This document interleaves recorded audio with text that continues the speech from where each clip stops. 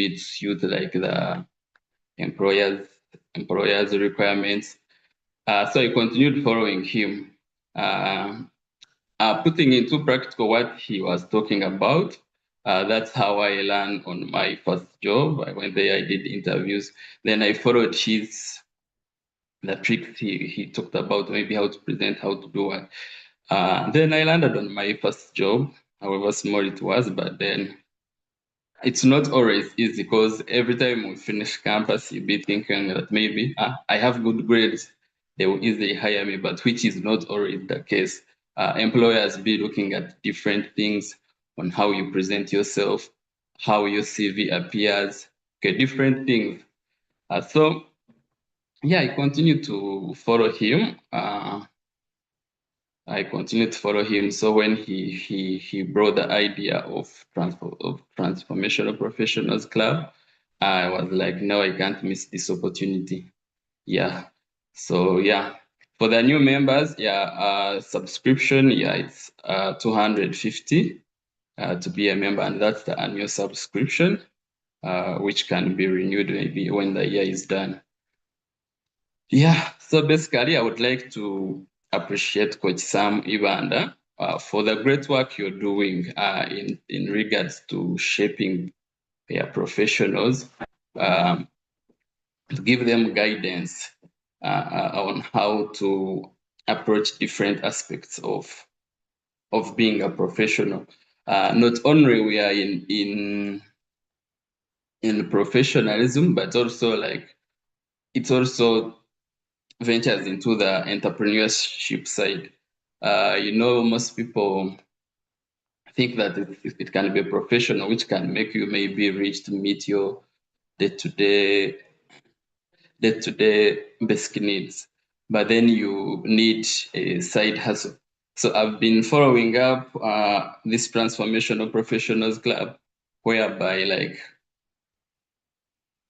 we are also teaching on how to start up like a side hustle, how to not only to rely on the salary you earn, but also to have something aside, which is a good thing. Because with salary, sometimes, okay, it's never enough. Maybe when like now us who are still young, the young generation, the youth, okay, it can be somehow, okay, you can pay rent, you meet your day-to-day transport, then food, those small things. But then when you add on more responsibilities, maybe you get married, you have kids, you will realize that maybe salary won't be enough. You need something aside, which can supplement on your salary. So I saw this is a good opportunity as we learn. And so, Coach Sam, I would like to appreciate you for that.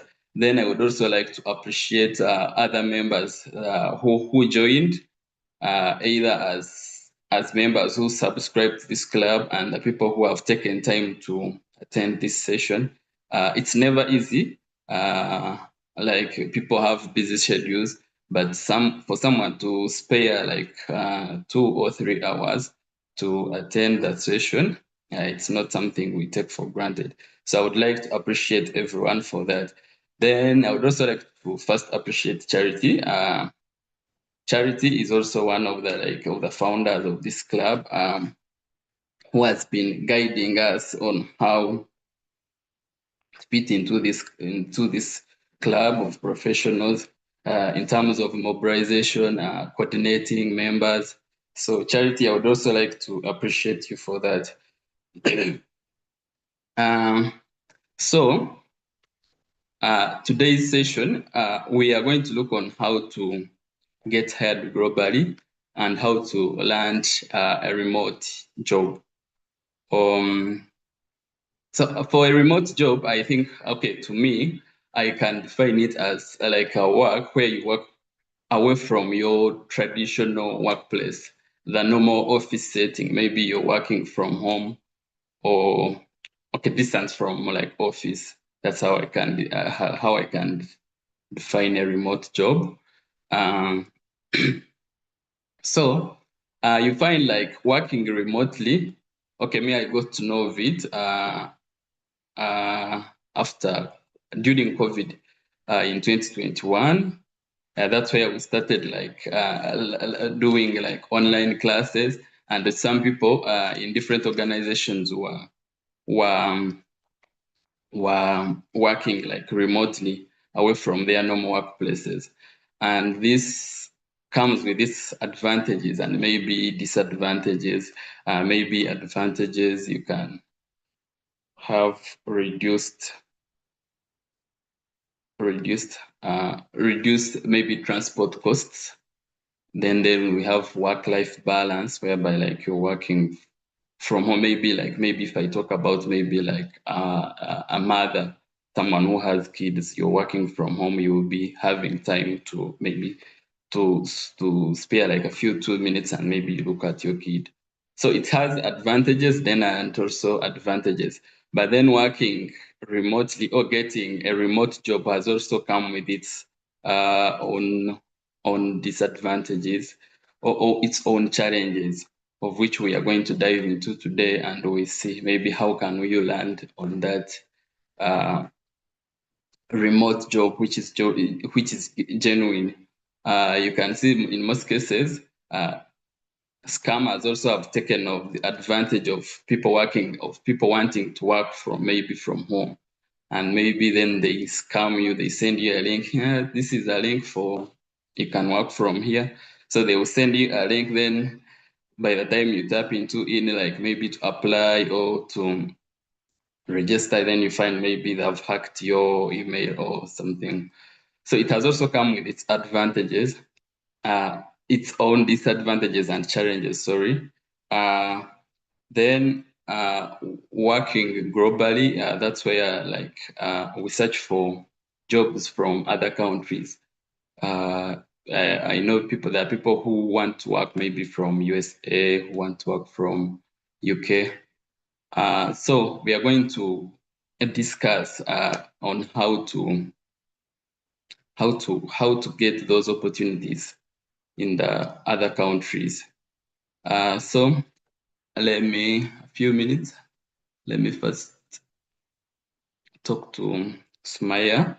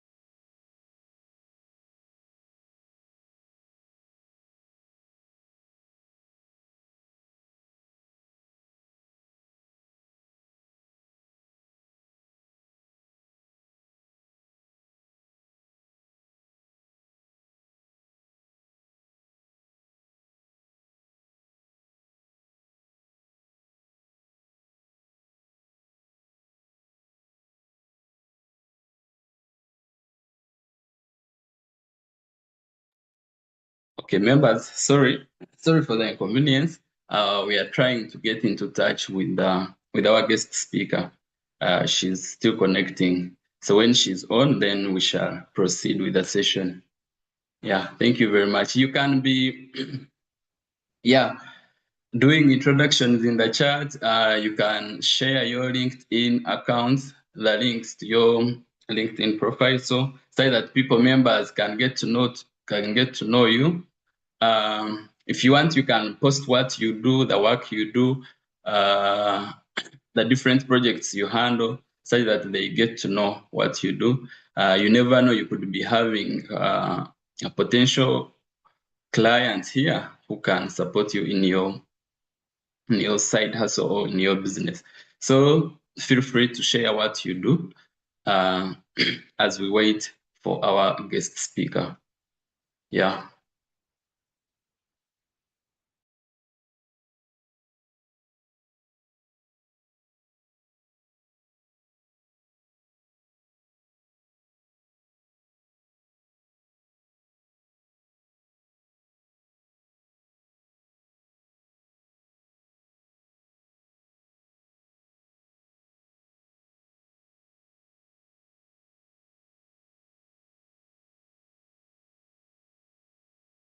Smaya is, I think, on the call.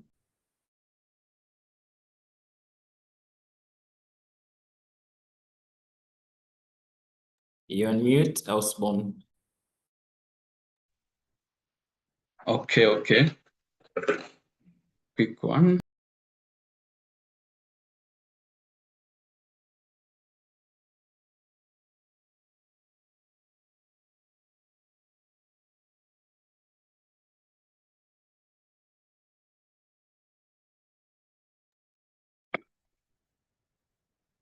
Okay. Hi, Smaya. Let me confirm if you're in.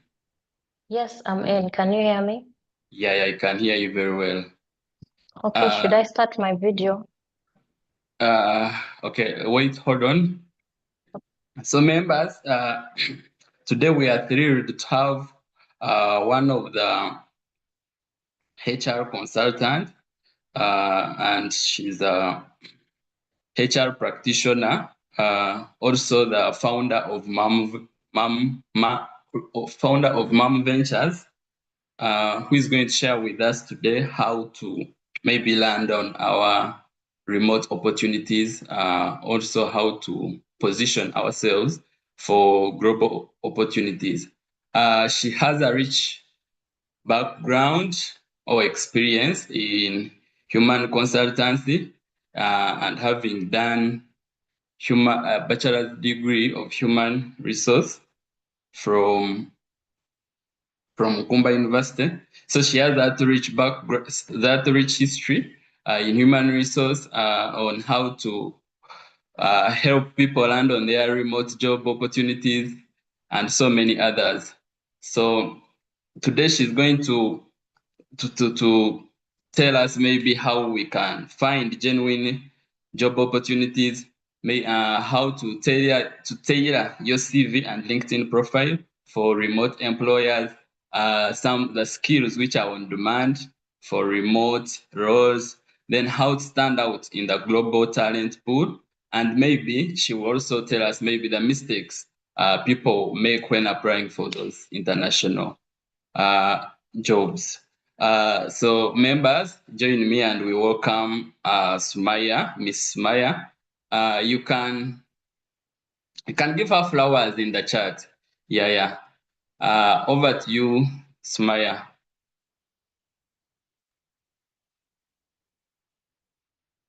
Good. Can you hear me? Yeah, I can hear you very well.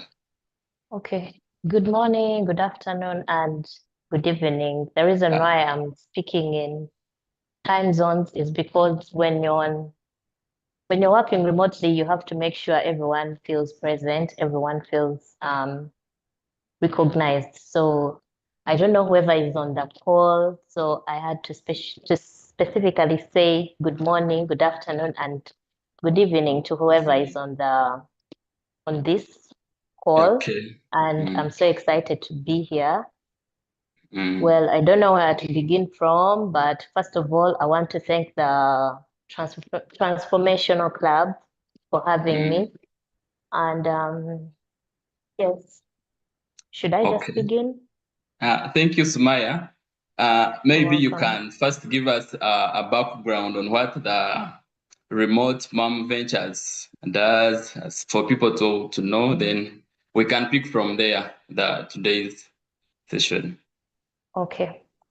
I am, for the introduction part, I am Sumaya Nanyonjo, a remote HR consultant. And by remote, I mean we work virtually, we work online, we work, yes, we work using the laptop, we work using the phone, of course, with internet.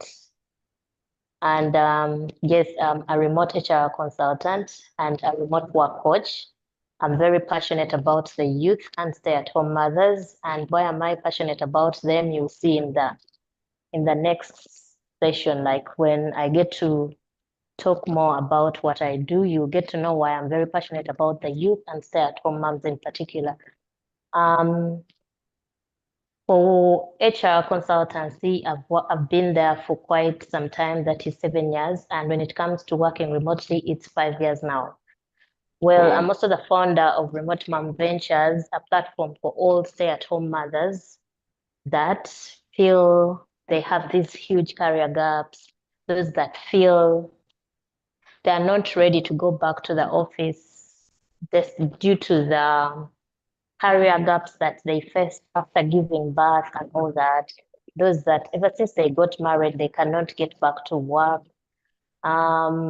Specifically those that have challenges getting back to the 9 to 5, and even those that are looking for a transition from the 9 to 5 to embracing working remotely.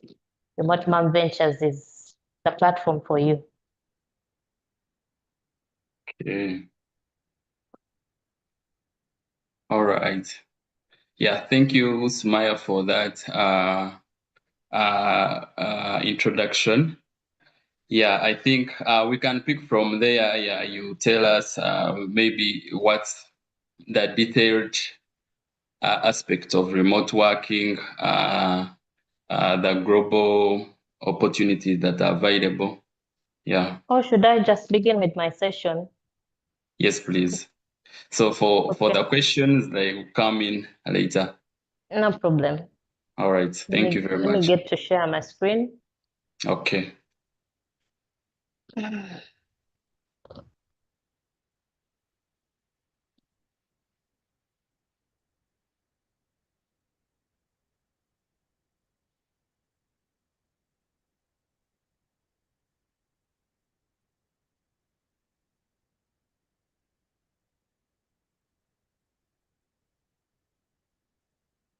Can everyone see my screen?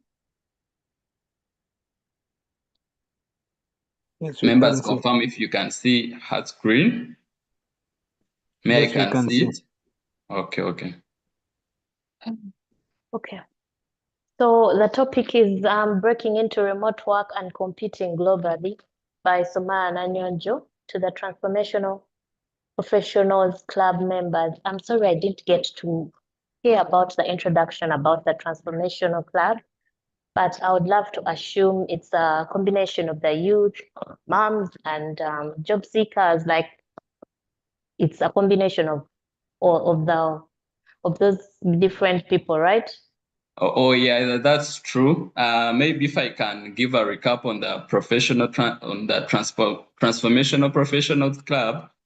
This is a club designed for professionals seeking a sense of community, mutual support, and personal growth. And our mission is to connect, learn, grow, and earn.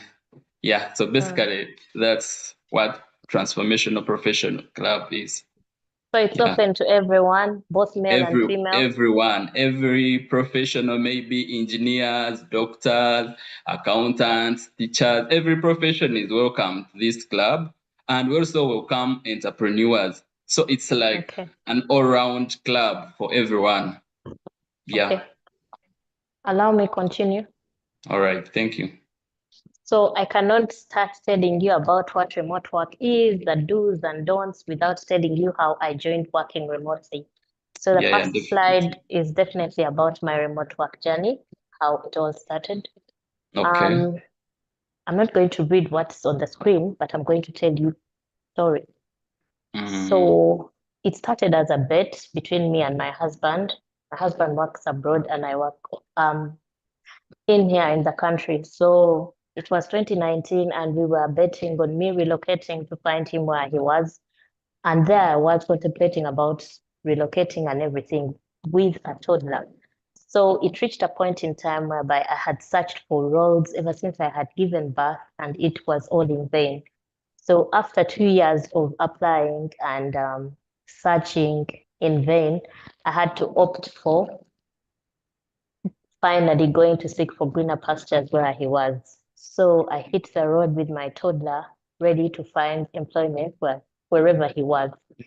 To my surprise, I didn't expect to find what I found. Like the weather was harsh, not to me only, but to the toddler as well. So in my job search journey, I remembered I used to have to move, and this was not moving alone. I wasn't moving alone. I had to move with the toddler. And I think everyone knows what a toddler means. They are not yet to support themselves yet. They are very vulnerable. They are very, what should I call it? They're very delicate. Like it's so hard to leave them with people you don't trust. Because at the moment, the only person I would leave him with was a crèche or kindergarten. And there I was. I didn't have any clue about which kindergarten to consider since I was very new in the country. So what happened next? I'm sorry, my story is kind of long, but I'll try to summarize it. So what happened next is as I was trying to sketch through the job search journey and the weather was kind of harsh, like it was very cold. So I had to postpone it, like I put it on pause so that when winter ends, I can resume the job search journey. So what happened next when winter stopped? Like when summer arrived in July, the unexpected happened. I had conceived. So what came to my mind was, how am I going to search for a role in a country that is not mine? Like I'm not a national. I'm already facing things like I don't have a work permit and all that. So now I'm going to have another issue of having a baby, like the stomach will eventually show up, and there was no way I was going to hide it. So I had to postpone again, and I'm like, I'll do the search again when the baby is here. So again, the unexpected happened. COVID-19 happened when I was almost about to give birth, like in my 8th or 9th month. Yes, when I was approaching giving birth. That's when the pandemic happened, COVID-19. So when COVID-19 happened, it reached there's that thing that stuck in me that was like, when will you keep on postponing this? Like, when are you going to stop? So what happened is that I was like, even if I give birth, I'll try and maneuver and look for a job. So be it. What I didn't know was that there were a lot of challenges that happened during the pandemic that I couldn't resist. The breadwinner was one of the essential workers, so he got in touch with the virus and he was down like for a full month and two. And there I was stuck with them, like I had no way out. Like I had to be with them throughout the whole session of the pandemic. So one day, as I was scrolling through my phone, because I usually used to attend to him day and night, while I would segregate the toddlers away from him, I was like a gatekeeper. So there was no way I was going to do the job search journey while I take care of the three boys. So what I did, I used to keep on my phone. And one time, as I was scrolling through my phone, that's when I saw the LinkedIn app. And when I saw the LinkedIn app, it got to my mind that, oh, this app is definitely for job seekers. The app is definitely, I hope I'm very loud, guys. Yeah, we can hear you very well. So I remembered while I was university, I had downloaded the app and signed up and did nothing on it. I decided to go back to the app and discover opportunities, having this in mind that it will help me discover opportunities while I could also take care of my family, and it would be a smooth ride for me. So the unexpected happened again. I couldn't find the roles that I was looking for, and I couldn't find the kind of comfort I was looking for. I thought I would just go on LinkedIn and find the jobs there and then, but they were not there.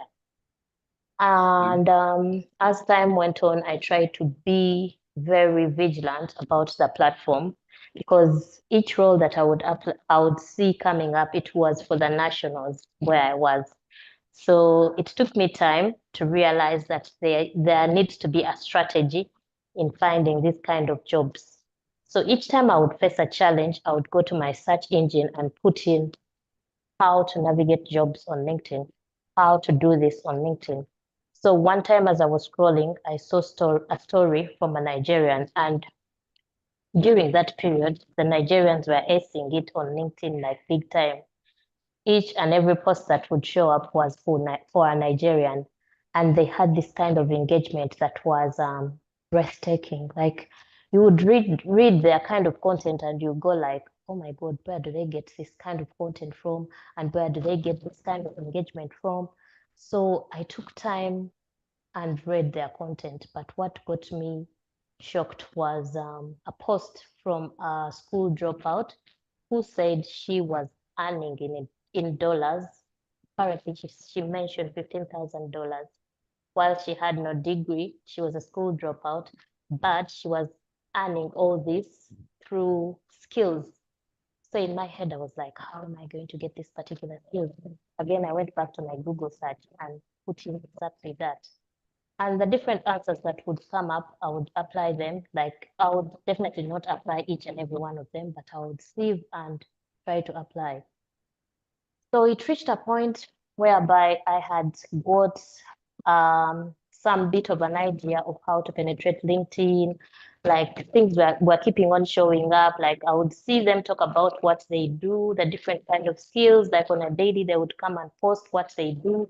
Like someone coming and speaking about public speaking on a daily, the different kinds of speaking, the different kinds of articulation.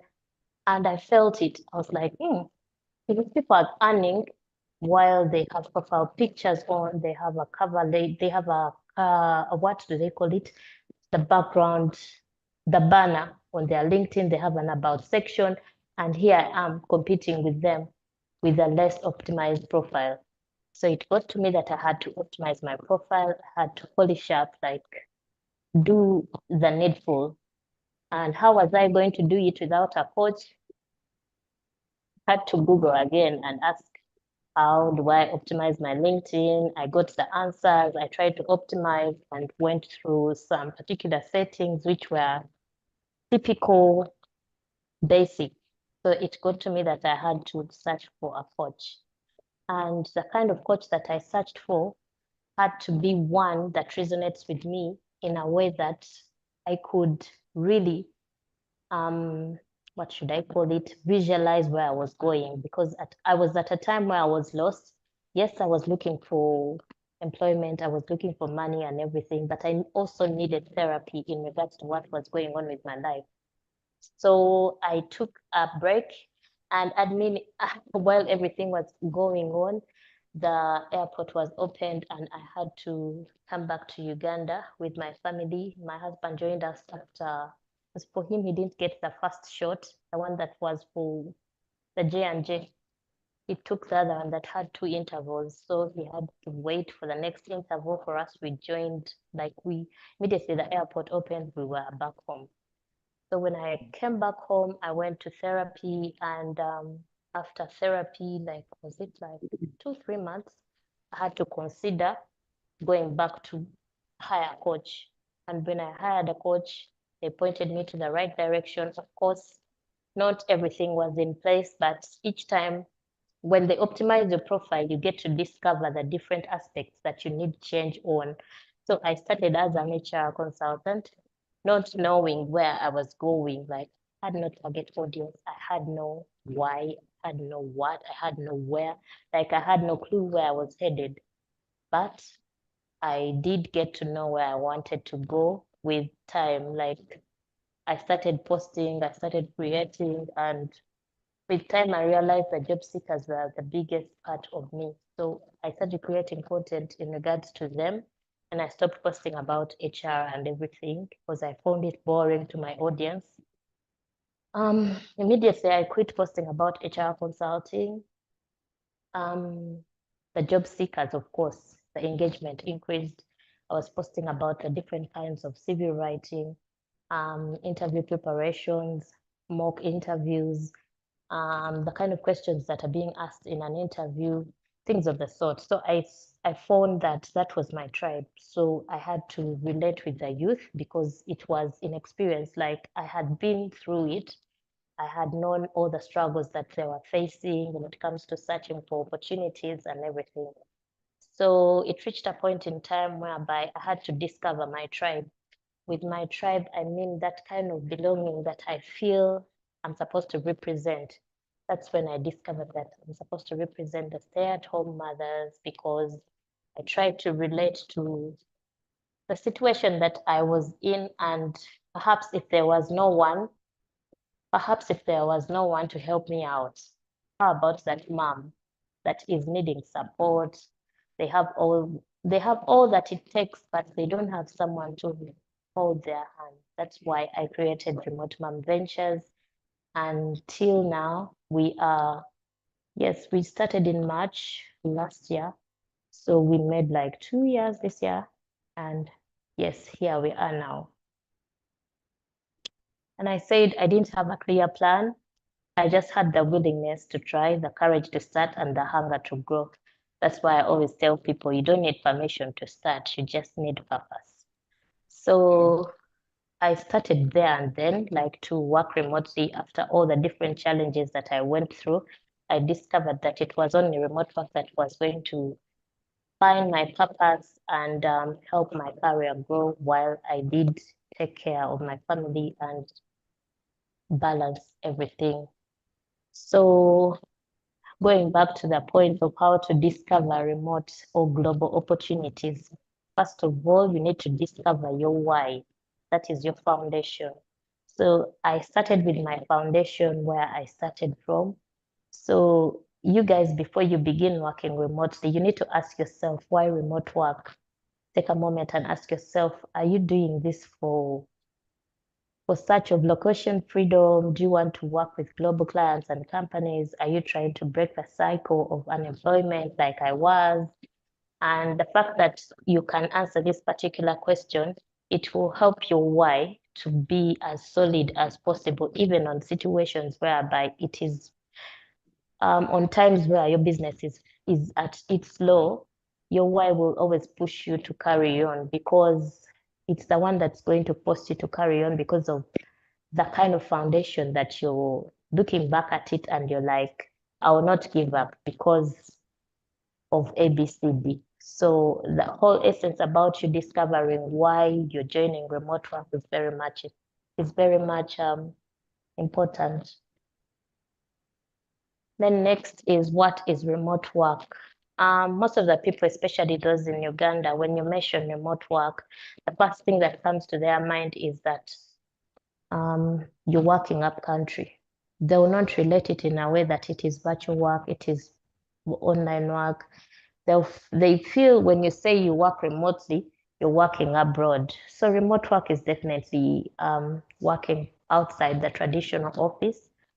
And it's all about the comfort, the flexibility, and yes, we also have offices, but we are not in a traditional office setting. And to go through what remote work really is, it's isn't limited to freelancing or typing jobs. It's broader, diverse, and more rewarding than many think. And there are different types of remote work. There are those that are full-time, there are those that are part-time, there are those that are freelance, and there are those that are contract-based roles. So if you want, you're going to choose, after you discover your why, you're going to choose what kind of remote job you're looking for. Is it a full-time? Is it a part-time? Is it a freelance or contract-based? And this is supposed to be under your flexibility. Like, you're not going to say you will be available full-time when you will not. So you're going to choose something that you feel is flexible when it comes to working. Yeah. So moving on, you also have to know your target audience or market. Yes, you're going to be selling yourself out there, but you're not going to be for everyone. You have to have an audience. Like I told you, I first of all started with considering everyone, and then in the end, I realized it was the youth and stay-at-home mothers that were in my niche. People that I was likely to relate with were the youth and stay-at-home mothers. So before you start applying, yes, so many people first of all ask, please show us the websites and everything, but you need to realize the whole strategy behind working remotely. So before you start applying, know who you want to work with. You're not going to create this kind of content. You're not going to do content marketing for people, like for everyone. You're not going to do it for whoever comes across it. You have to be specific and you have to know your audience. So are you doing it for startups? Are you doing it for tech companies, solo entrepreneurs, NGOs? And this will help you discover whatever problems they have. And it will also help you discover the kind of skills that you're going to gain in order to solve their problems. Then the next thing to consider is building an online presence that attracts opportunities. Yes, when you're working remotely, the number one thing that you have to consider is having an online presence, because yes, you're asking for these sites, but do you know what happens when you send in that application? They are going to Google you. They're going to go and type Sumaya Nyonjo, and whatever comes up is what they will consider. So if your online presence isn't yet up there, then there's no way you're going to use these sites to use effectively. So first of all, you have to consider the strategy that comes with applying for these roles. Build an online presence, understanding your why, the target audience, and yes, where we are building an online presence that attracts. And with me, what I started with was LinkedIn. Why LinkedIn? Because it's a platform for professionals, and not only professionals in my country, but professionals that are global.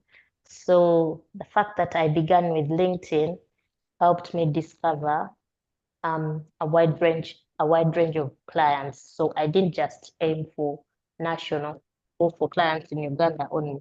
I was I was aiming for a global online presence. So the number one platform you're going to consider is LinkedIn, because it's your digital CV or your professional CV. Then if you don't have a LinkedIn, you consider having a portfolio or a Google Drive folder. This will act as your proof of work. Just in case they ask you for your work, you're going to show them your portfolio or your work stored on your Google Drive. Then the other platform to consider is either Twitter or Instagram. And lately, you have to have a balance of the two. That is a visual one and the one for writing. But lately, most of the platforms are trying to maneuver when it comes to visuals.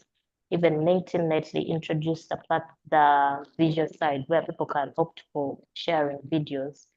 So you can be like, I'll not transform and go to LinkedIn and go to Instagram or TikTok, but in the end, you'll be missing out on particular clients over there. So with time, you have to start with LinkedIn. And when you feel like you're now free to consider another platform, you can always go to X or Instagram or TikTok. That will all depend on your target audience. Okay, let me interject in small.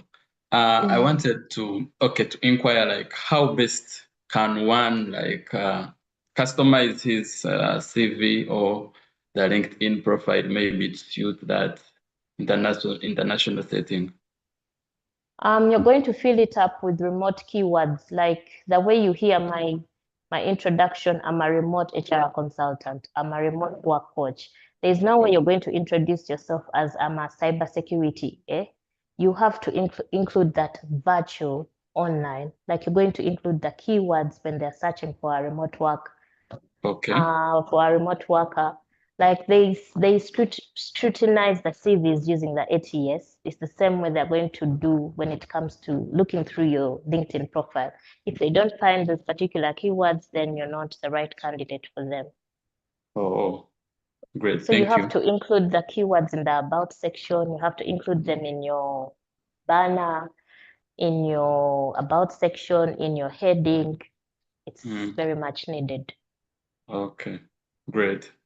So the pro tip is you have to Google your name, and what you see, if it's fix it if it doesn't reflect your work. Yes, you say you're a virtual assistant, but when you Google your name, is it the same thing that shows up?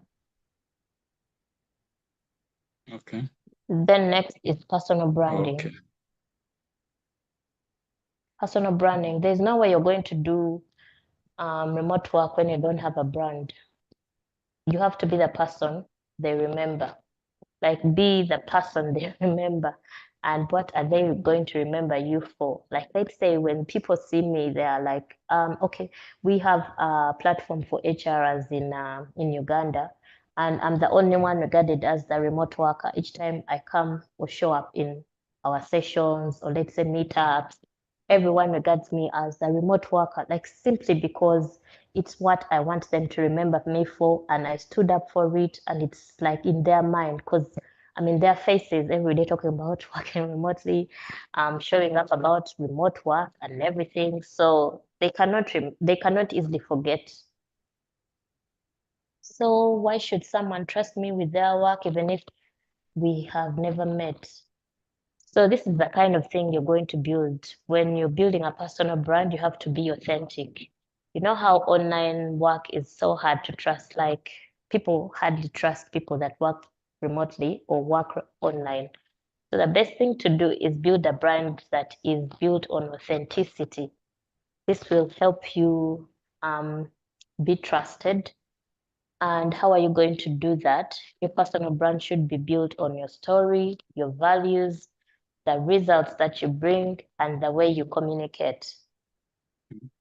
And you're going to have to be consistent across all platforms when you're introducing yourself. Let's say your email shows sexy something, and your LinkedIn is talking about Sumaya Nanyonjo. So when you're building a personal brand, it has to be consistent in a way that when they're searching for you on a different platform, they can easily trace you. Let it be simple for them to trace you, and let it be simple for them to find your values, your stories, and the results that you bring to the table. Well, personal branding is quite huge, but let me stop there. How to write a remote-based resume. Most of the time, people that say, I applied for remote work and I didn't get in, those things don't exist. They're the people that are using the traditional CVs, and they don't work when it comes to working remotely. So you're going to have to consider what a remote work-based CV looks like. And here I mentioned the three things you're going to include in this kind of CV. Can you work independently? Can you communicate across time zones? Do you know the tools remote teams use? And when it comes to a remote-based resume, you're going to scrap off all this work experience that is for a 9 to 5, and obviously include the one that they need. If you don't have any experience when it comes to working remotely, do volunteer or reach out to Smaya and say, I would love to volunteer for you so that you can recommend me for a particular role. And after you've worked for them, they're going to give you like a recommendation on your profile, your LinkedIn, and also you're going to include it on your CV as well. So also the skills change, the technical and the soft skills, they do change, because you're going to mention that you're self-disciplined. And by the way, if you mention that you're time conscious and you're not, they will get to realize it. So you're going to mention all the soft skills that you have and those that you don't, and please don't mention them. And the technical bits, of course, they cannot be the same as the one for a 9 to 5. Then you're going to also include languages in your remote-based resume.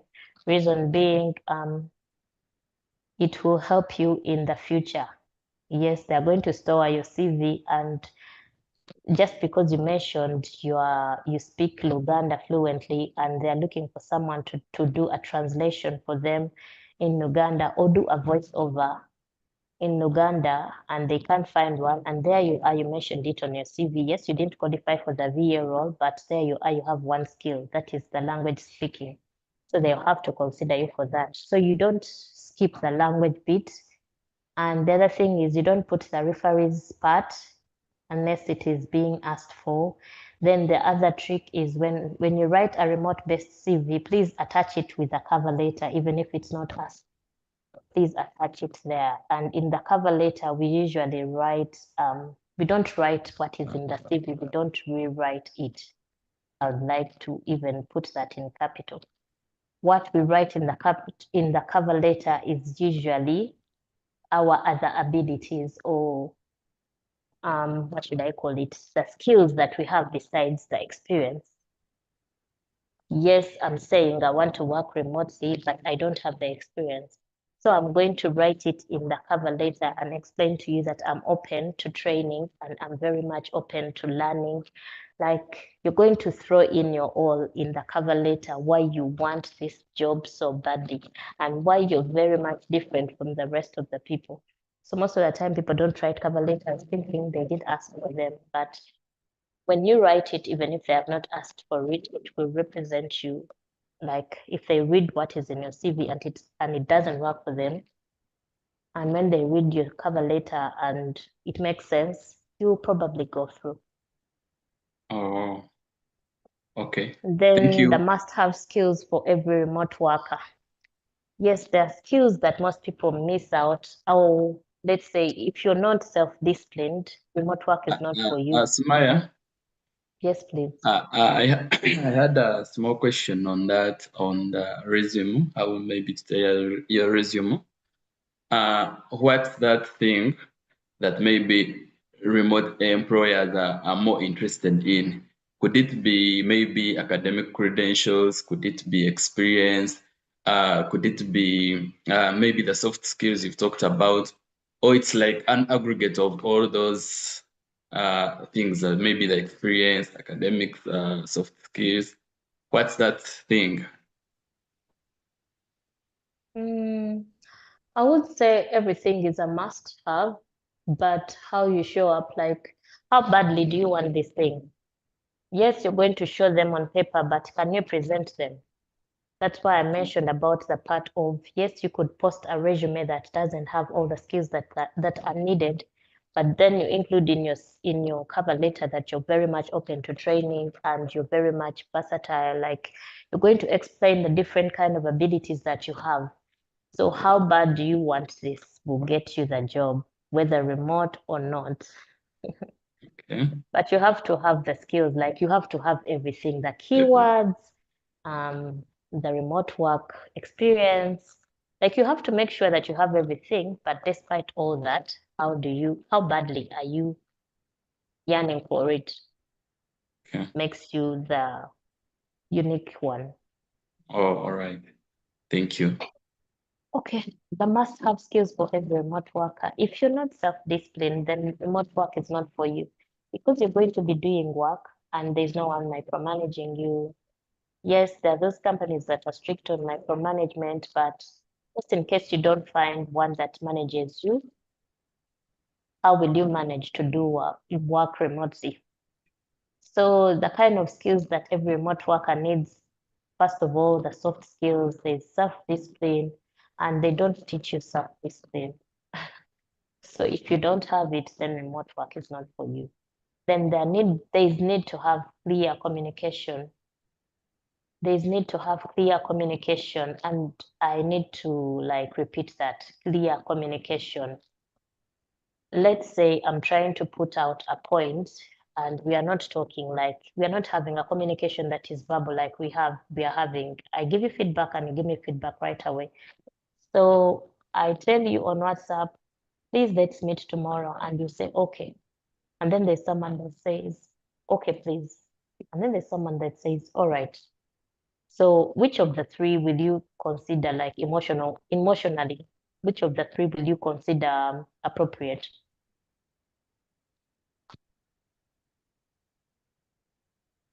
Osborne, are you on the call?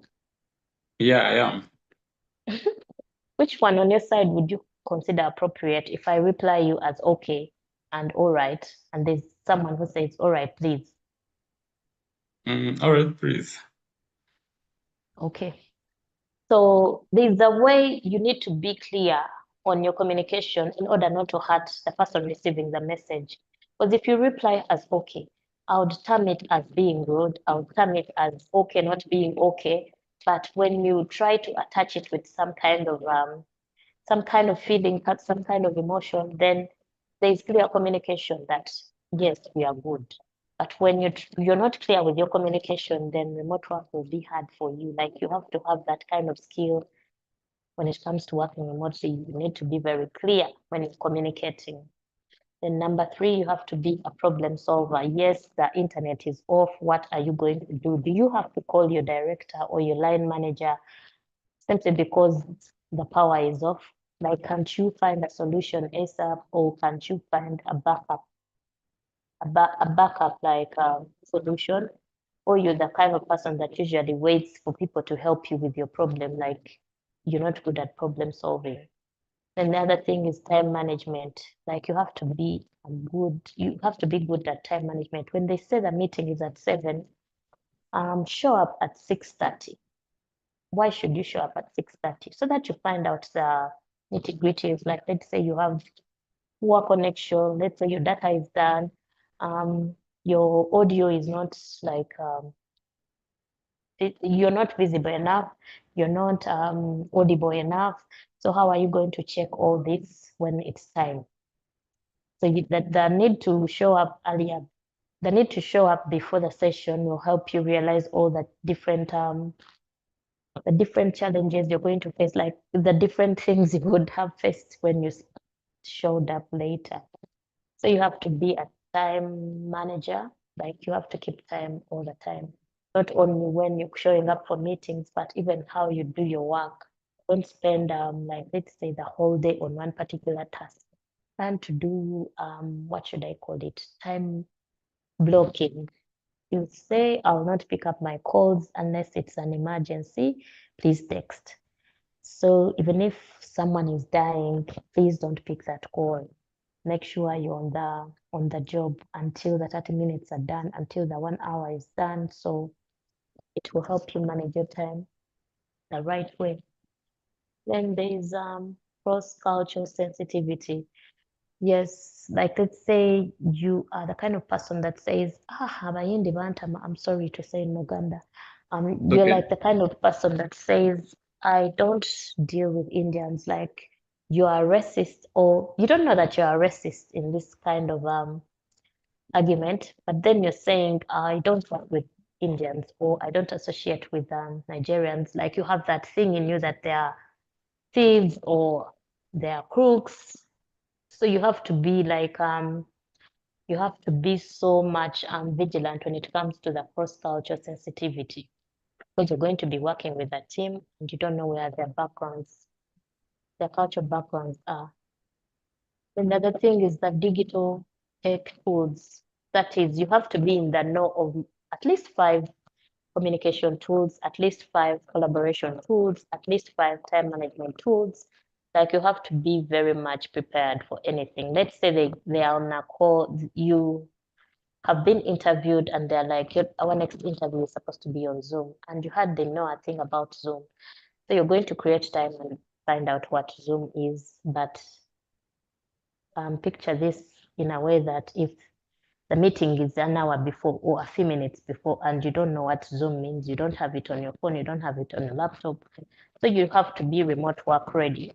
You have to know the tools, the most common ones: Teams, Zoom, Google Meet, Slack, Notion, Canva, Calendly. When it comes to time management, there's Asana, there's a Trello. Yes, project management tools. Moving on to the virtual interview preparation. Okay. So many people, when they reach out for remote work opportunities, they'll go past the stages and there's that part where they tell you to do an interview that shows your introduction. Like you do a video introducing yourself, and that's where most people stop. They're like, I'm not going to waste my data introducing myself. And yet it is nothing. And it is the last part. Like when you're working remotely, there's no way you're going to speak a video introduction. So you have to make sure you prepare for it. That is before the interview. Okay, I was talking about the video introduction, not the interview preparation. The video introduction, you're going to make sure you have light, you have a phone, you have internet, and you're going to practice in the mirror what you want to talk about. You're going to make sure you look in the camera, and you're going to make sure you are dressed in a particular manner. So that part of the virtual interview preparation, let's say they have invited you for an interview, you have to be prepared before the interview, testing your mic, testing your lighting, practicing whatever you're going to say, the professional way of showing up. Like, let's say you're not going to show up in a pajama when you're going to present yourself through a panel. So you need to create like a before the show up, like what will you expect like the panel to receive you as. So you prepare yourself, like the way you're dressing, what you're going to talk about, your tools, that is, do you have internet? Do you have a Wi-Fi? Does it still have data? If not, do you have data on your phone just in case it's done? Things of the sort. And during the interview, you need to keep eye contact. Reason being, if you don't keep your eye on the camera, they'll assume there's somewhere you're copying all this. Then you need to monitor, you need to mention tools and examples of remote collaboration tools. Then you also have to ask questions, just the same way as you appear for a 9 to 5 interview. It's the same way you're going to do it. Like, you have to prepare questions for the interviewers on the panel and make sure they are the most considerable ones. Like, you're not going to ask questions that are outside working remotely. Then the biggest thing about working remotely is called pitching. How to reach out to strangers professionally. Like, most of the people are busy asking for sites and where to apply from, but the biggest part about finding remote opportunities is in the pitch. Like, you're going to go on LinkedIn and type a particular kind of organization that you want to reach out to. Let's say you're aiming at BBC, and then you type the kind of role that you're looking for. So you're going to go for BBC, and then you look for human resource or talent and acquisition. So you're going to see the kind of people that are showing up. Is it the CEO? Is it the line manager? Is it those people that are on top?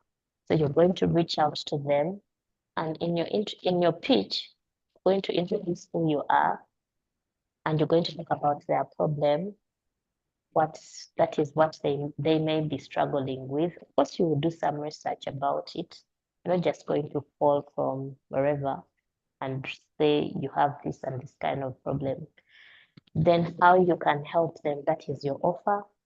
And the call to action is, would you be open to a quick call? But before we get there, let's say you've just spotted that particular person, let's say a recruiter, a CEO, an investor. You're not going to first of all introduce yourself and go straight to the problem. No, you first reach out to them and admire the kind of work that they do, and first of all, ask them to connect with you. So the next time that you show up in the DM, that's when you get to pitch. You don't get to pitch on your first day of presenting yourself. You first of all connect with them, relate with them, and stalk their profiles like nothing. How will you know that they will be, how will you know what they will be struggling with? That is the research I talked about. You're going to Google about Airtel Uganda, and you're going to find about the different kind of issues they are facing. So you don't just meander, like you don't just go and attack. You first of all, first research what they are lacking, and then attack when you know it's that they definitely need that offer or that particular service from you. And the fact that you're cold pitching, it will give you this kind of, you're the only person presenting. So they're only looking out for you. They have not pinned that position. So you're trying to let them know that this position is supposed to exist and you're not advertising it. And here I am presenting it to you. So it will be you against you. So how you pitch is what is going to help you make it. Oh, thank you, Sumaya. Maybe to make the session more interactive, I would like to know maybe I from was the audience. almost finishing. You're almost finishing. Yes, that was on the last slide. Oh, okay. Okay, you can carry on. So the bottom line is just you have to start where you are. You may not have all the tools yet, you may not even feel ready, but the global workforce is shifting and there is space for everyone. So start where you are, apply anyway, post your work anyway, be visible, be consistent because remote work doesn't belong to the lucky ones. It belongs to the most prepared ones. Yes, over to you, Osborne. Oh, thank you very much for those insightful for the insightful presentation. Now maybe let me find out from the participants or the people online who are attending who are currently looking for a global remote job. Yeah, you can just raise up your hand or unmute and maybe you tell us. Anyone?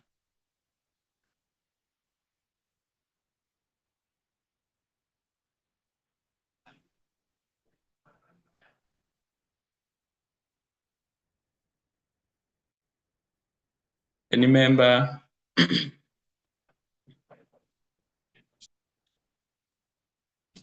You can Yes, unmute. Okay. you're getting me. Yeah, I can hear you very well. Okay, my name is Alex. I'm in Nairobi, Kenya, Yes, please. and I'm happy to be on this platform. Mm. I want to thank the speaker. I think he has given us quite a number of insight. But for those who are now new, you've never done remote work. I don't know where one should start. As becoming the member of the TPC club? Yeah, Or becoming a member, and also how do you get to know about the remote work? Because I've seen one question being asked there. Mostly, they always tell you that you have to be maybe a citizen of US for you to get the remote work. I don't know how people navigate it. I think on that question of navigating the remote job, Maya will shed more light on it. Then becoming a member of TPC Club, we shall, after the session as we are concluding, we shall give you the contact and the link on how to join the TPC Club. Maybe Sumaya, you can shed more light on his question. Okay, can you hear me? Yes, please. I would assume he joined in a bit later on because when I was starting, I was mentioning the different kind of steps you encounter before you start applying for the roles, like what you need to do, like building an online presence, getting to work on your LinkedIn, like optimizing your LinkedIn so that when they're looking out for you, they specifically know what they want. Then the other thing about the things like they only recruit people in USA. It's because you're applying where you're not supposed to be working. You're not reading the job description quite well. It is very clear in the terms when they are posting these jobs that they are only looking for people situated in the US, and you go ahead and apply for those roles. So you are supposed to concentrate on the jobs that are worldwide, those that consider everyone from Africa and wherever. So you know, most of the times people go for roles that are in the States, in Canada, and wherever. When it's simply there, like they say, we are considering people in this area, that people go ahead and apply for that kind of opportunity. All right. Thank you, Sumaya, for that insightful discussion. Then I have some other question from Kobel. She could also have joined in late, but then you can take her back. She wanted you to throw more light on interview do's and don'ts for the remote jobs. You can take her back and yeah. I think we had just finished that, the virtual preparation, like the do's and don'ts. You have to prepare yourself, like you check your mic, you check your audio, you check your data, like you have a backup on your Wi-Fi and your phone. Like you have to check your, what should I call it? The way you're going to show up for the interview. And the other thing is you have to make sure you look into the camera and you have to be confident. Like you have to practice before the session. Like let's say in the mirror, you keep talking how you're going to present yourself so that you don't meander like looking besides the camera, because you have to aim for the camera and everything. And the other thing to do is you have to make sure you ask questions at the end of the interview, and you should not interfere with the interviewer when they're speaking. So you have to make sure you're good at communication and you have to be audible. If you're not audible, how are you going to do this? How are you going to ace it? It's by simply practicing before the interview. Oh, thank you very much, Smaya. And So, those that follow me, I usually follow these tips. There are like a whole lot. I do share them on LinkedIn. oh, okay, thank you very much. Then someone was asking, what's the difference between a cover and application letter? That's George Swata. He wanted you to shed more light on it. Could it be the same application letter and cover letter? Could they be meaning the same thing, or there's a difference? I think the application letter is outdated. That used to happen like before. I don't think there are people that ask for application letters lately. But when it comes to the application letter was usually attached to a CV whereby you are saying this is so and so. I'm introducing my documents for the application of this and that. Whereas the cover letter entails the other different kinds of abilities that you have besides your CV. Okay, thank you very much. I think someone is raising up his hand. Ben Namondo. Yeah, you can unmute and ask your question. Okay, thank you. Thank you, Sumaya. Thank you, our host. I was just inquiring about, they talked about the CVs on LinkedIn. Currently, I'm working here in the country. Yeah, to some applying for remote jobs. Do I need to have two now LinkedIn profiles? One which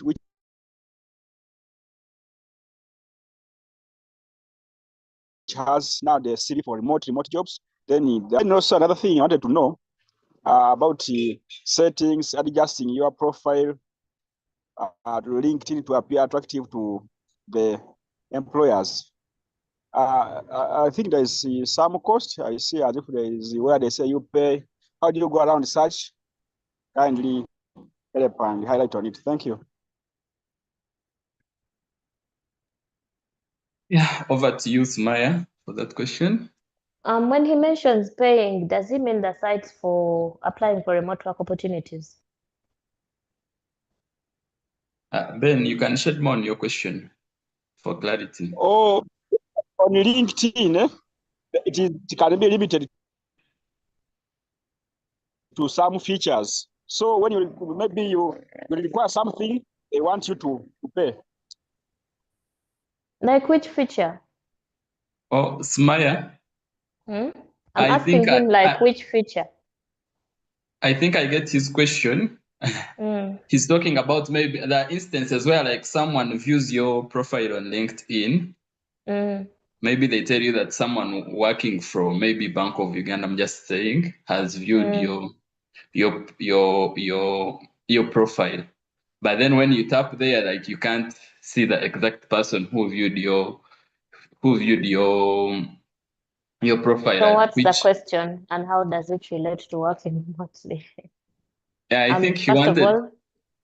of all, he talked about, does he need a LinkedIn profile? Yes, you need it because they're going to Google you. And just in case you don't have a LinkedIn profile, you need to have a portfolio with you. So because they want to see proof of your work. And you're not only going to optimize, or you're not only going to have a LinkedIn profile and ghost it. You're going to show up on a daily, even if it's once a week, even if it's twice a week, even if it's twice a week. The good thing, the end point is, do you have proof of your work? Like, do you post on a daily what you do? Do you post thrice? Like, they need to find something on your digital CV. So yes, you need a LinkedIn profile. Okay. I think his question was more into that. I think LinkedIn has like different versions. Maybe in case you Yes, want he to know can that. apply for the premium if you want Yeah, to yeah. see everything on his LinkedIn. Oh, I think he wanted to know more about that. Maybe the different versions of Yes, and it's LinkedIn. for paying because he said when you try it, they show you a certain fee. Of course, the Uh, premium version goes at a fee. oh, yeah, yeah, yeah. But why would you So, consider premium when you're just starting? I think that's what his question was relating to. Yeah, I think sorry, just to add on to what he was trying to explain, I think it is the same question most of people here may have. He's coming from a place of, okay, now like Coach Sumaya, for you are a full-time remote personnel. Now we are in a place where I have a full-time job, I am employed, yes. And for that employment, I have a LinkedIn account, and that LinkedIn account is basically talking about what I'm currently doing and where I am working. However, after my 8 to 5 job, I would want to venture into remote work and maybe work past working hours in the night and do maybe a virtual bookkeeping for a certain company or do some virtual work. Now, how do we go about that as people that are in employment? Do I need to have 2 LinkedIn accounts?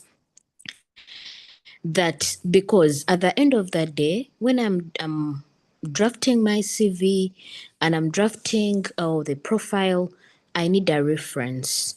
And I cannot refer to the 8 to 5 job because then it shows that I am working at a certain company X.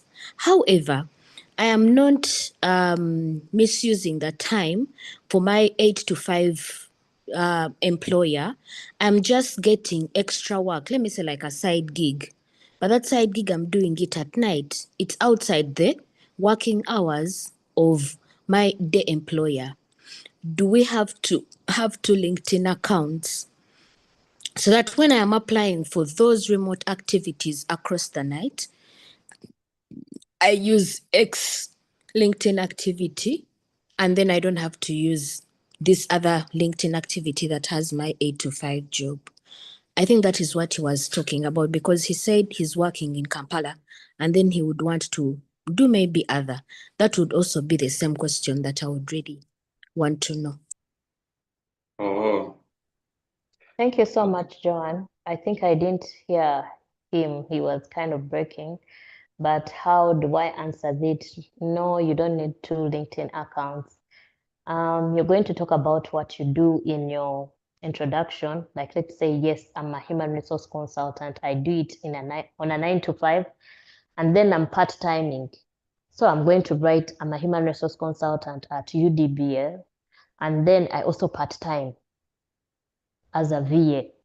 So it will still show up in my profile so that whoever reaches out to me, I'm always going to tell them at the moment I'm usually at work. So my part-time or freelancing opportunities begin after 5. So you're not going to throw it away. You're going to include it in your bio still for people to know. Because how will people know that you do it when you're hiding it?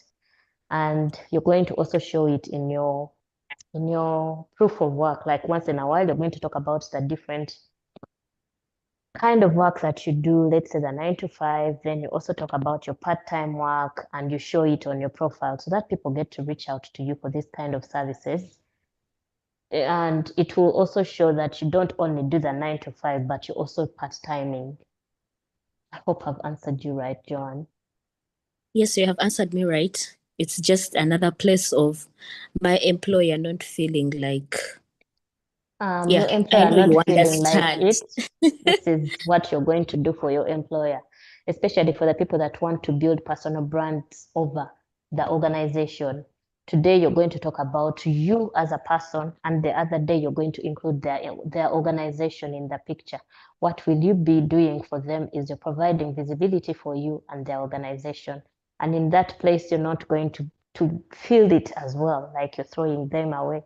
And they'll also feel that you're positioning them like you're putting them at the front while you also put yourself out there. So how you're going to maneuver this is you're going to talk about the organization. So your content calendar has to involve your organization. It has to involve your personal brand so that you don't feel like left, you don't feel that guiltiness. Okay, thank you so much. You're welcome. And just in case you don't know how to maneuver, you can always reach out to me. Yes, please. I really need to get in touch with you. You will share with us your email and contact, please, if that's okay. Okay. Thank you, Smaya. In case anyone has a question, you can raise up the hand or you can type it in the chat. Yeah. So, Sumaya, I have a question. Okay. Like currently, like which roles or opportunities are on high demand, like globally? Because now, like taking into account of maybe different professionals, you could be an accountant or someone could be a teacher. Okay, which roles?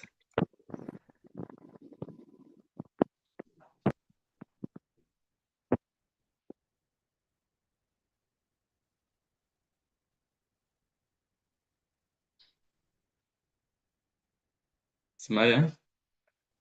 Hello? Hello?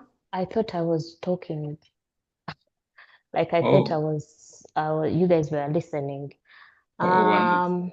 Right now, the roles that are on high demand, that is the digital marketers, the SEOs, the email marketers, the social media managers, affiliate, influencer marketing specialists, customer service managers, the content creators, video editors.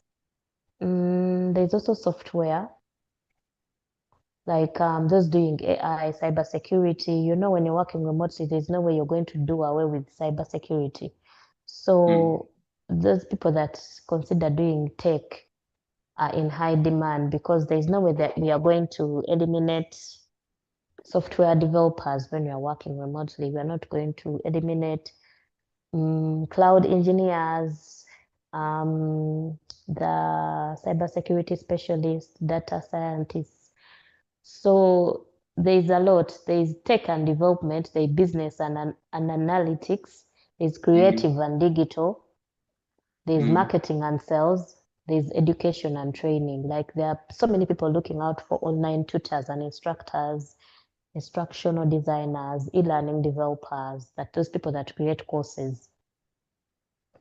Then there's admin and support where the VAs fall, executive assistants, customer support representatives, recruitment specialists and HR coordinators. Then there's the no code roles like CRM specialists, technical writers, product support specialists. Then there's freelance roles like copywriters, ghostwriters, voiceover artists, translators. There are so many in demand. Okay, thank you very much, Charity. Any other question? Let me check in the chat.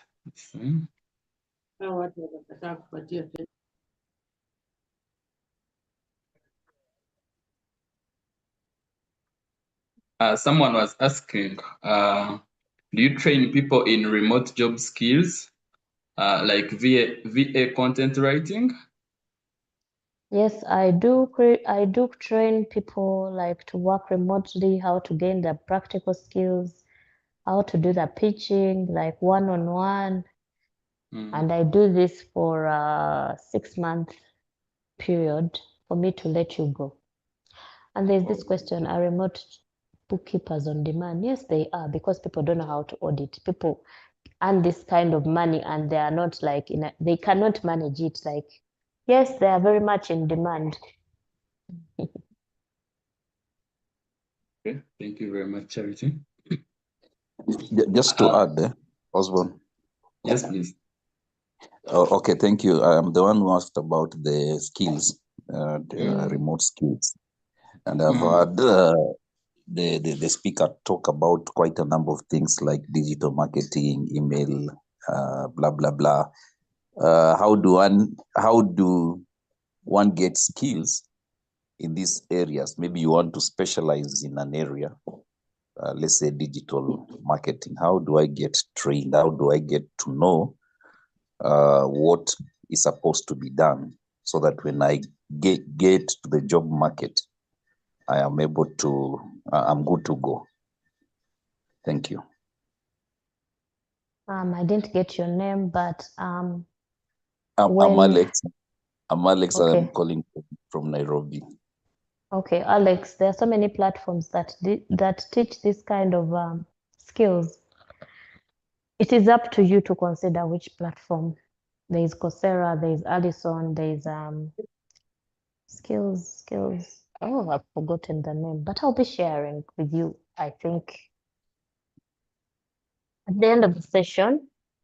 Even LinkedIn has a platform for LinkedIn Learning, and there are those that are free versions, and there are those that are paid up. Those that are paid up usually compensate you with a certificate. So it's up to you to keep yourself from learning, because everywhere you go, there are different kinds of skills. Yes, there's Udemy, and even YouTube. YouTube has a variety of courses. Okay, thank you very much, Sumaya. Then there's this question from the Hero Bright. He was asking, I have been looking for a remote job recently as a recent graduate, and I landed on Flex Jobs. How authentic is that site, Flex Jobs? Flex Jobs is one of the sites that is very much authentic. Number one reason being it does post jobs that are legit. Like it does what do they call it? It takes time to remove scammers from their platform. So whichever role you're applying to is 100% legit. And the payment, yes, you have to pay because they're doing the work for you. They're choosing the best and leaving out the rest. Like whatever job you find there is 100% legit. Okay. Then someone was asking, like, what are the legit remote sites one can consider, and maybe the subscription fees for those sites before you join that site. Yeah. Which sites would you recommend? There's Maybe you can. LinkedIn. And yes, there's mentioning these sites, but you don't know how to navigate them. So you're going to complain that remote work is a scam. But I will definitely mention them. There's LinkedIn, there's Upwork, there's Fiverr, there's We Work Remotely, there's a startup, what do they call it? It's called We Make Change. It's for people that are starting out to work remotely, that are looking for volunteer experience. Okay. We Make Change. Usually go there to volunteer so that you get the experience. And after you get this experience, they're going to refer you. So most of the time I encourage people that are seeking first-time gigs to consider We Make Change, because it has a lot of opportunities when it comes to volunteering. And you're not going to only volunteer, but you're going to be learning at the end of the day. And what's interesting, at the end of the volunteering, you're going to be referred. So why not start there?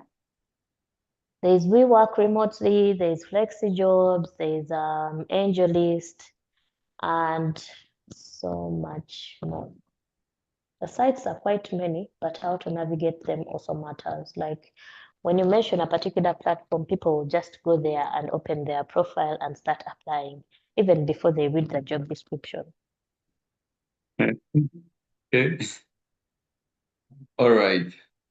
Are there some which maybe are cost effective now? Maybe we're taking into consideration of maybe someone who has just finished graduation. Like Which one Upwork. maybe are cost effective? Let's say Upwork. The same way we are going to navigate LinkedIn. Now, LinkedIn is free of charge, but you're going to consider the costs of showing up daily, content writing, bichi. But it will act as your profile, like your digital CV. Let's say you consider a different platform like Upwork. People will check your profile, even though Upwork doesn't ask for access to links for different platforms. When you get someone to reach out to you, definitely they will ask for your portfolio. And just in case you don't have a portfolio, you're going to forward your LinkedIn. So platforms like Upwork, you just go there and present yourself. But of course, you're going to show that different kind of work that you've done. And there you are, you have no portfolio, you have no LinkedIn. So what are you going to do? You're going to buy the connects at $100, and then all your connects are going to go simply because you don't know how the platform operates. So one thing I would advise is find a platform and discover it if it's in your niche. Like let's say I discover Instagram and I realize there are many stay-at-home mothers there. So should I consider doing more or doing less? Does it, and when you find that your audience is not on a particular platform, please don't settle for it. So your homework to do is to, first of all, identify if your niche is on that particular platform or site before anything. Thank you very much, Sumaya. Any other question from the audience? You can raise up your hand and ask any question, maybe before we close off the session.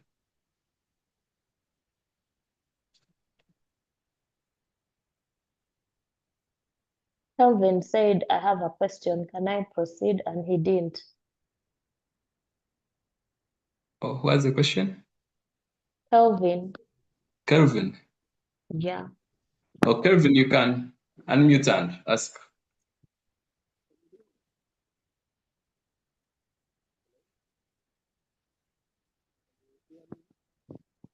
Kelvin?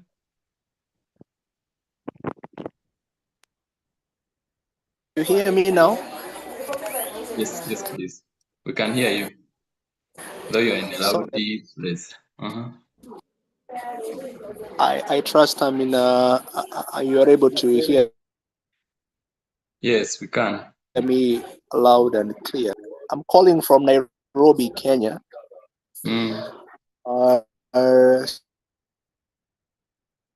So I had a question on. So I have a very robust LinkedIn profile, but I did not subscribe to the service. So on this call, I tried to subscribe to the premium service, and I realized that I have requests for bookkeeping from people, and I had not taken thought into that for some time. Now my question is, how do I engage such a potential client? Should I write a proposal that I'm an accountant, for example, or I'm a bookkeeper, and that proposal captures my accounting services? How should I approach a potential client that has reached out on LinkedIn and yet I had not known? Yeah.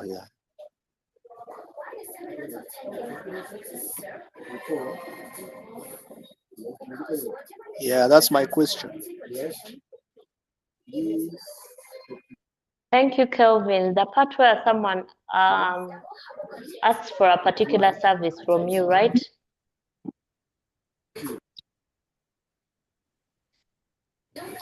Yeah, sure. Okay, if they reach out to you for a particular service and they're like writing a proposal, the first thing you're going to do is you're going to accept the proposal and write in line to whatever they have asked you for.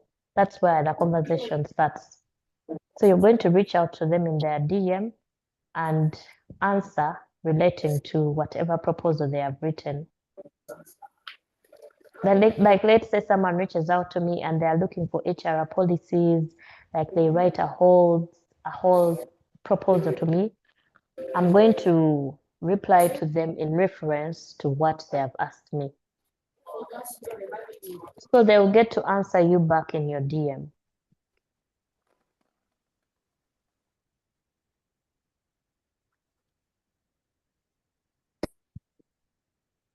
For your input and counsel.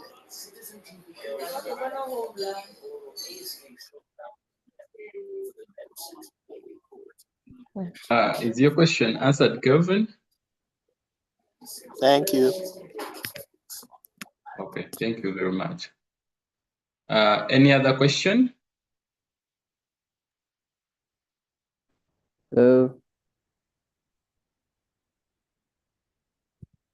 Maybe Okay, I see. Sumaya. Osborne. Yes, please. Okay, there's something. Sorry? Okay, maybe I wanted to indulge the speaker on something that came to my email. It's called the remote bookkeeper. I think it must be one of the platforms. I don't know how authentic it is. Because once you start, there's some questions you answer, then it reaches a point where it asks you to pay. Okay. Yeah. Asmai, over to you.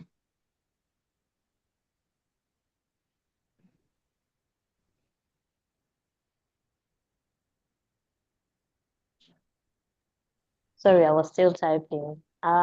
First of all, when you get a gig or you get an opportunity and it's asking you for payment, it's a #1 red flag. So the next thing you're going to do whether it's a red flag or not, the first thing you do when you get an opportunity, you're going to go ahead and check out the site. If it's an individual, you're going to go and check them out as well. How legit are they? Do they have any reviews? But make sure you don't pay for any opportunity. Okay. Thank you very much, Smile. Thank you. Okay. I saw Pato had a Pakoto had a question. You can Pakoto Ronald. No, mine wasn't a question because first of all, I'm really grateful and thank you, Sumaya, for the insight, really. And I'd actually tried sometimes back because I'm on LinkedIn and my bios are really well. I'm just grateful because now I've got a point, some good points and narratives that I can really help me to get through with the LinkedIn, my profiles, and getting probably the remote job, because it has really been helpful to me. It's really been helpful to me. Thank you so much. Okay. Fiona? Hello. Yes, please. Yes. Fiona here. I have a question. I've also been lately looking for a remote role, and I went and built my profile on Upwork. So my question here is, should I just build my profile and maybe check the available roles and apply for? Because I also see options like pay for connect. I would like to also learn more about that and how helpful it is. And if I don't use that option, does it mean I'll be unable to land a remote job? So I would like if there be clarity on that, I'd appreciate. Thank you.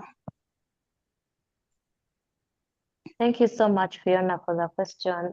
First of all, do you have any remote work experience?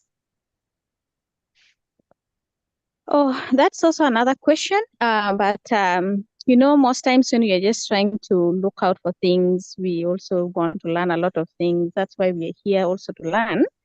But then I've been doing a lot of roles across from the time I graduated.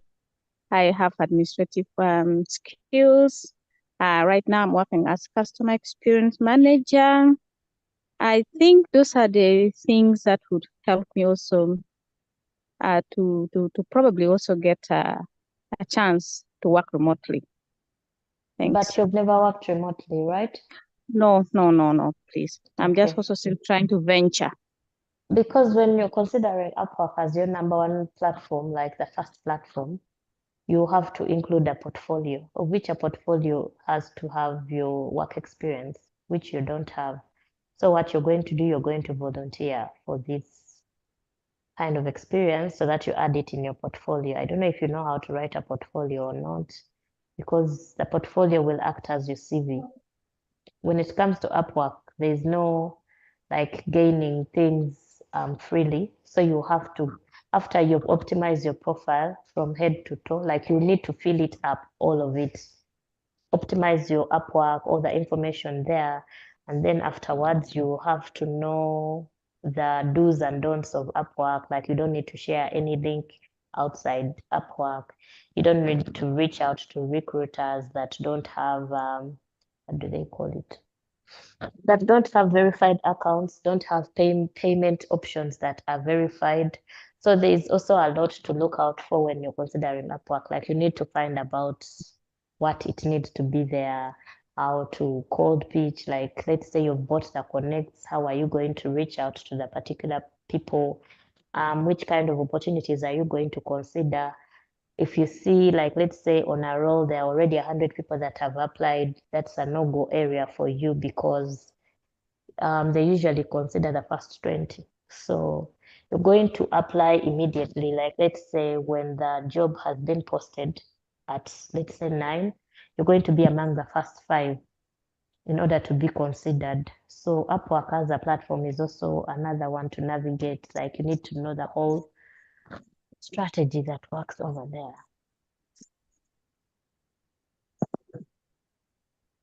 Okay, thank you. Like So take I for would example. advise you consider LinkedIn first because Upwork is also complicated. Like you need to pay up and you get frustrated when you're not getting the roles. So how about if you started with LinkedIn and use LinkedIn as your portfolio? Okay, that's right. But maybe also if you help us teach us on how to write portfolio, because take for example, I'm also a graphics designer. When I am told to present my portfolio in graphics, that one is simple for me because I just show my work. But when it comes to other roles, like maybe customer support, that's another thing that maybe you'll help us with. I don't think we have time for sharing how a portfolio is done or what it entails, but I can always share it on my LinkedIn. Like I'm always updating on different questions that pop up from people. So I'll consider it this week. Like I'll write about a portfolio, how to write a portfolio. So make sure you follow me on LinkedIn as well. Great. Any other question?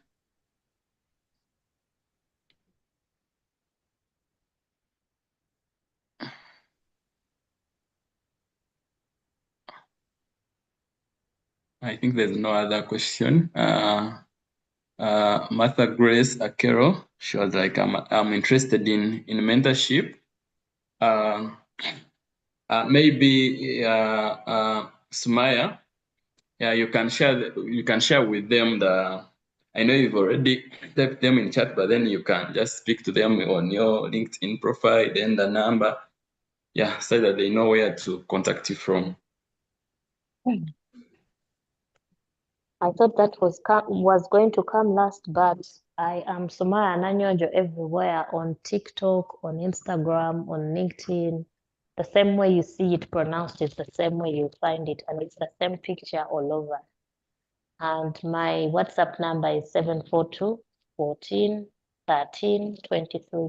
That is a +256. I'm sorry. Then my email is sumayananyonjo7@gmail.com. Oh, since there's no other question, I would like to take this opportunity to appreciate you for the time you've spared share your knowledge and experience in relation to remote working. We've really learned a lot from your insights. And thank you for sharing the knowledge. Every time you share knowledge, it's like you acquire more. So thank you very much for this opportunity. Maybe before we close, could you any final words you could give to anyone looking for a remote job? My final words, first of all, I would love to thank the host, Coach Samuel. It was not the first time he was reaching out to me, and I would say, I'm not available. I cannot accommodate after 5s. But this time round, I had to do it in a co-working space because when it comes to my family, I stop working at 5 and concentrate on the kids. So this time round, I had to consider my co-working space at Akamwesi called the Stella Work Hub. Please reach out to them. They have been good to me because they also usually close at 7. But I was like, I have this coaching session that I need to attend. And they're like, can't you have it at home? And I was like, no way. I'm the speaker. The kids will be making noise. Like they need attention after 5. So they were like, okay, please come in and have your session. Coach Samuel, I think we used to collide a lot when it comes to that time. But Alhamdulillah, we are here and we are done. Thank you so much for being consistent. Like you didn't give up. You kept on reaching out until when I was free and I was able to show up. Then the other thing is one more thing I have to tell the job seekers, whether you're working remotely or not, each time you're given an opportunity like this, please don't go or leave the room unnoticed.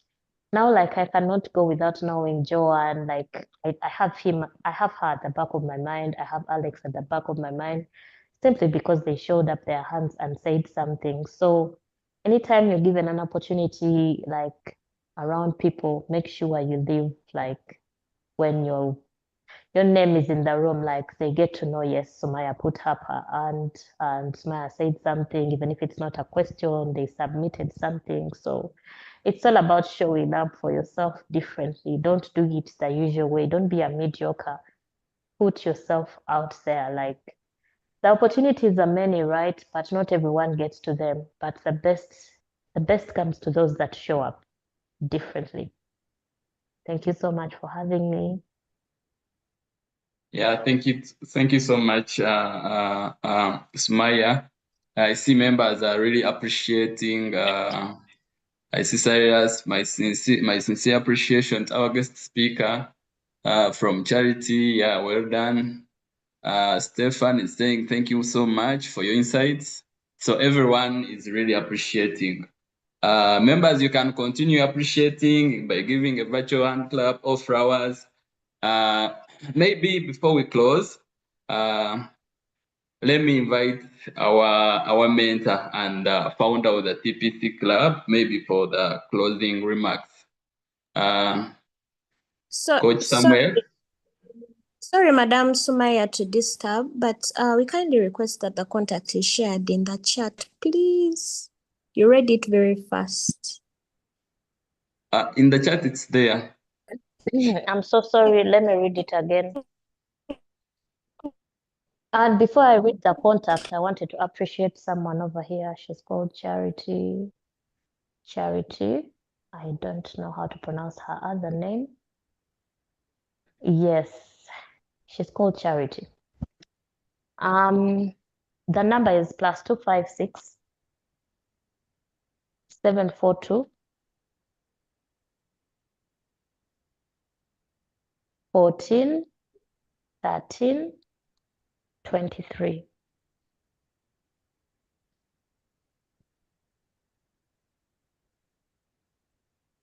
I think everyone got to write it down this time around.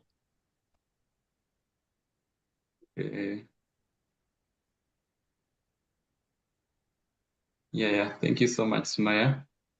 You're welcome. Okay. Maybe we can have closing remarks from from the founder of the TPC Club, one of our mentor. Yeah, you're welcome, Mr. Sam Ibanda. All right, so thank you so much to our hosts. Thank you, Osborne, for taking on this mantle, and you've done as well. And I also want to appreciate Miss Maya Nyonjo for coming through. Like you said, this has been something that we've planned for a while. And I think I remember when we started the club, one of the things that you indicated you wanted to be part of this movement and be able to partner on conversations like this. So this is something that has come through, and very grateful for the consistency as well that you put out there, especially on your LinkedIn. I think if it's not because of your consistency, they definitely will not be having this conversation. And I just want to say thank you so much to, again, our members that have come through for these sessions. We usually have these sessions every Friday from 7 to 9 p.m. and we share about various topics like this one. So make sure that you come along, invite a friend, and let's have this conversation. We also run a WhatsApp group where we share links continuously, these sessions that offer you a reminder. So I just shared that in the chat box. So make sure that you're part of our WhatsApp group as well. We also have a paid up membership, those that need more support in the areas that we speak about here, that you want to speak to a mentor, to be helped. We also have that. You can be able to reach out. Thank you so much, Charity, who is our coordinator. So you can reach out to me or reach out to Charity, who is in the WhatsApp group. But the first thing you do, make sure that you follow through that link that I've shared, fill in your details and join the group such that we can be able to have more interactions. So for me, to you is just to say thank you so much for being here. When it comes to the journey to your job search, it's not a one channel journey. You have to try several things. And that's why we are here even for the remote jobs. You might have tried jobs that are here in Uganda, and somehow you find a chance that you see an opportunity that's remote, you apply for it, and you get the job. So I just encourage you to use these resources, to utilize the information that is provided to all by all our speakers, our guests, our mentors, and let's make sure that we continuously encourage each other as well in this process. It's not something that you just wake up and achieve. Those that are part of LinkedIn, it's a journey, and there's a lot that you need to be able to learn. So thank you so much for sharing, and thank you so much for creating time for this. I know that, Maya, you have a program which you indicate is a 10 weeks program masterclass, and you charge this $13. Do you just want to speak to that and how people can be part of it, if you don't mind?